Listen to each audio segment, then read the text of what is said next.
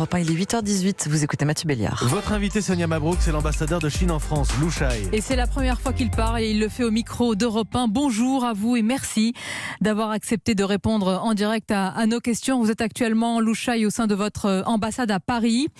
Après la ville de Wuhan et ses 56 millions d'habitants, une autre ville et ses 9 millions d'habitants vient d'être confinée. Est-ce que la Chine prévoit d'autres mesures de ce type? D'autres villes vont-elles être ainsi coupées du monde?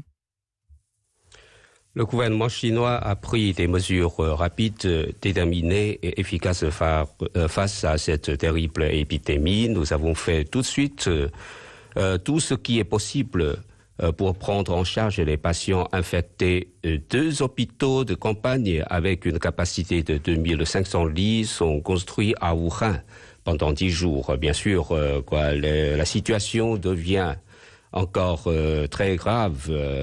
Nous avons reçu les derniers chiffres en Chine. On compte aujourd'hui 17 238 cas confirmés, 21 558 cas suspects, 475 patients guéris et 361 décès. Donc, nous avons continué à prendre des mesures pour contenir cette situation.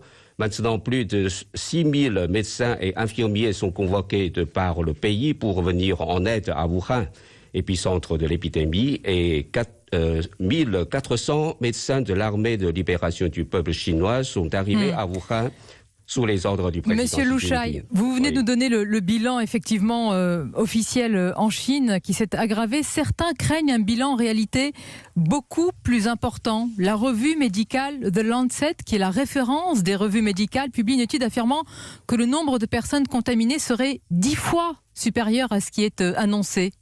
Je ne sais pas si cette assertion est correcte, mais les chiffres sont publiés chaque jour.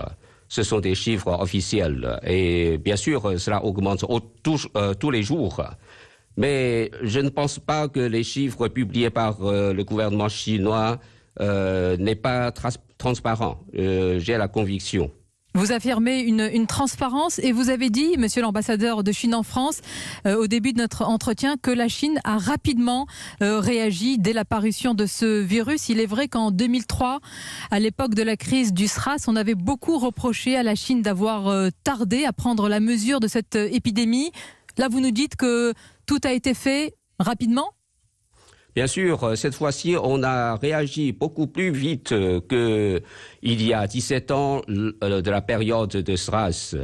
Vous pouvez remarquer qu'aujourd'hui, bien sûr, bien qu'il y a beaucoup de cas confirmés en Chine, mais à l'étranger, il y a très peu, seulement une centaine, 150 et quelques. Et même si en Chine, il y a plus de 300 de décès, mais à l'extérieur de Chine, seulement 1 cas décès. Cela signifie que les mesures de prévention et de contrôle du gouvernement chinois sont très efficaces. On a coupé les sources de propagation vers l'extérieur.